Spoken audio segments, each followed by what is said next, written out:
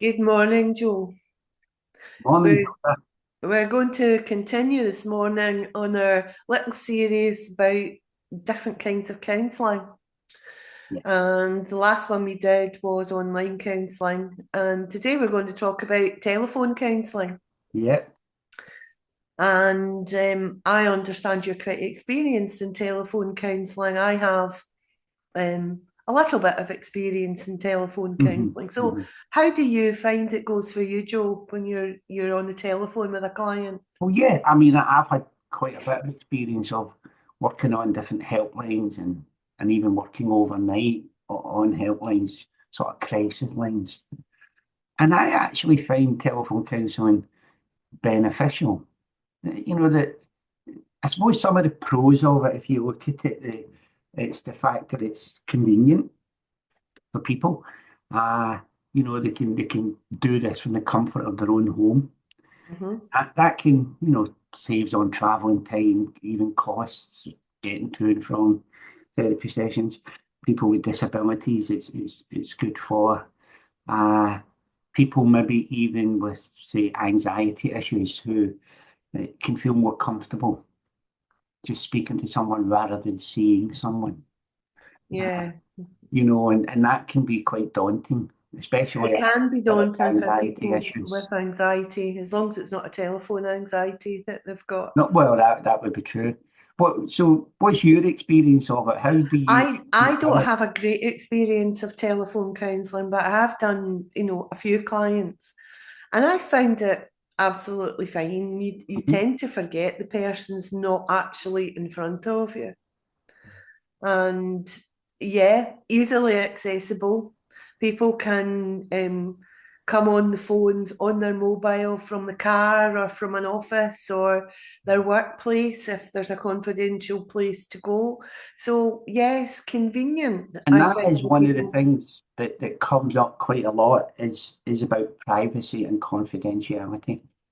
Mhm. If as a therapist, if we're seeing someone face to face in an office, then it's your responsibility to ensure confidentiality and privacy. When it comes to the phone, yeah, you ensure your own privacy, but it's the onus is on the client Yeah. to make And sure. obviously the confidentiality from a therapist's point of view is nobody can see who it is. Mhm. And we just use their first name. Yeah, So even if somebody did walk in on us talking to a client, their privacy is just, still kept because nobody knows who it is. Nobody can identify it as a person that they know.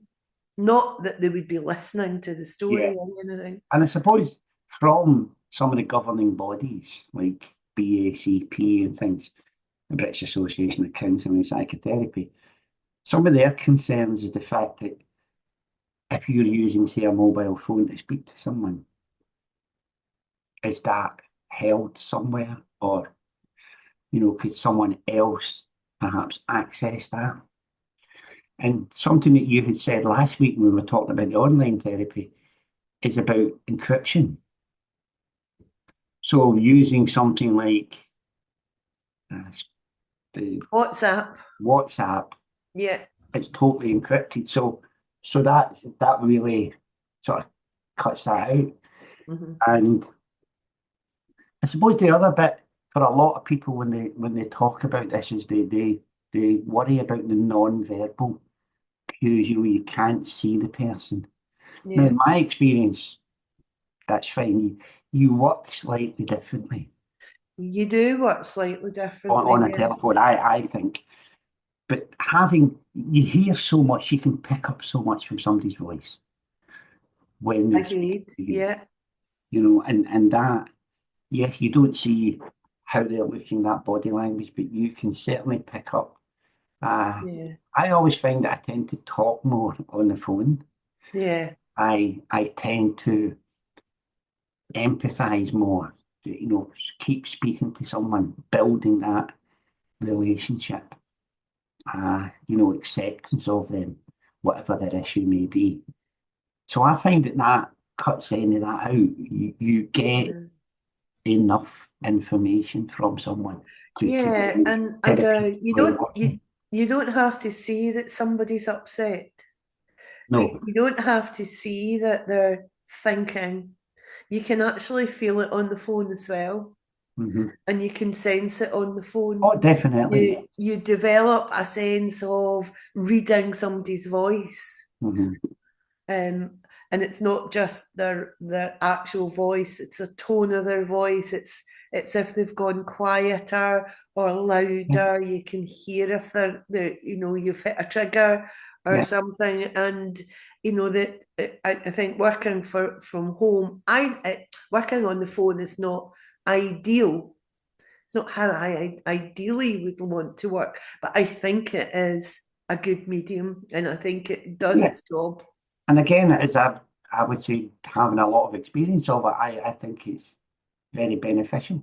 Uh, Mm, so whether it's ideal, some people might think it's not ideal. For me, mm, mm. just as good I as it think gets as better. well, that some of the work that we've done with people on the telephone has been short-term work. Yes, yeah. I've never worked with somebody long term on the telephone, Mhm. so I don't know whether you have, Joe. Yes. Well, I worked with someone for a few years on the telephone. A Right. long distance relationship. They were abroad. But yeah, and it's it gives them that space to whatever comes up for them. You Mm, know, uh, that particular one wasn't specifically one issue. It was a whole thing around about self-esteem and yeah, it took us. But it was that contact for them. I think that they enjoyed being in a sort of foreign country. So that yeah. that was good for them. Yes, And I I would think, say, sorry, Hilda, I would say that there's some issues that maybe not be totally suitable for phone work. Trauma, for one, which could be something can be really difficult. And that's an issue that comes up a lot for people is risk and how you work with that risk on the phone as opposed to face. So if someone was suicidal or indeed there was some risk to maybe other people at home or whatever, what would you think of that? How do you I work? think that would be more difficult. Mhm. And I think perhaps as client work, not on a helpline, but in client work, um, I don't think I would be taking somebody on who was at that point suicidal. Now, if it subsequently came out that they were suicidal, then I think you need to talk round about that.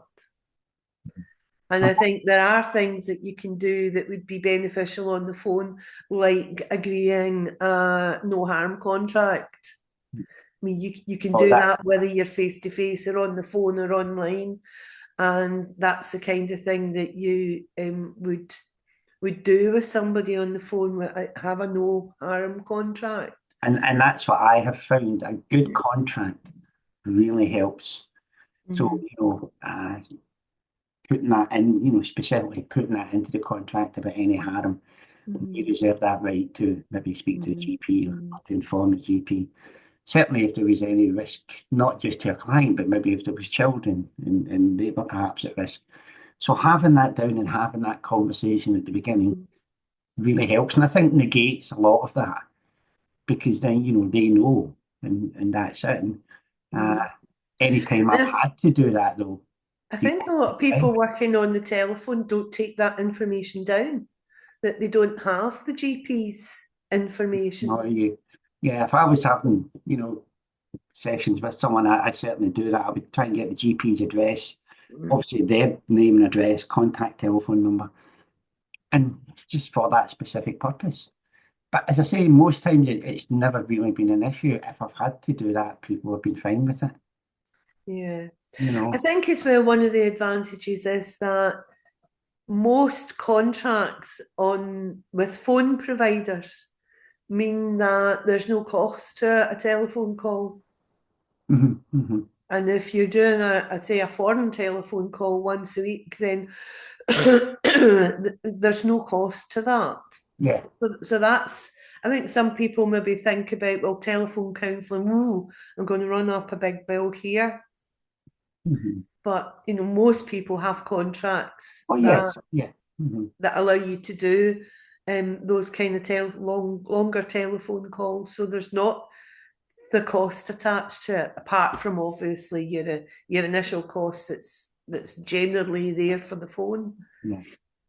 And also, just going back there to risk issues, another thing that I have found in which I do is just over the years, I suppose you gather information, but having a lot of other places where you can refer people to, Yeah. and whether it's in local or national, just thinking something like Samaritans for instance, For that. someone who's suicidal, yeah. But yeah, but obviously other resources depending on what it is. And Yeah. again, that's a good thing to be able to pass on to clients. I think with therapists as well, one of the disadvantages is that if you're working locally in your office and people are coming in to see you, you know all the local resources. Yes. Hmm. You know that round the corners this organisation, or you know the telephone numbers for different local health Hmm. Hmm. helplines. But if you're working on the telephone, I won't know the places in London that somebody can No. go to, or the places in Aberdeen that people can go to, and it tends to be more general, or we have to come away and research it. Yes, and we can do that, but certainly having, you do build up just some national numbers and things that you can pass on to people, and that's always a good thing.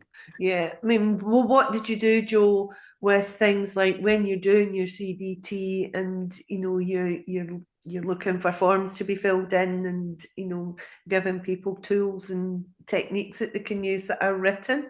What did you do with that? Well, again, a lot of that you can do verbally on the phone. You can explain what a forum would say a thought record, for instance, and you can just go through it stage by stage with them. Or indeed, you get an email and send it to them, and then they can send it back to you. And again, I've done that successfully many times.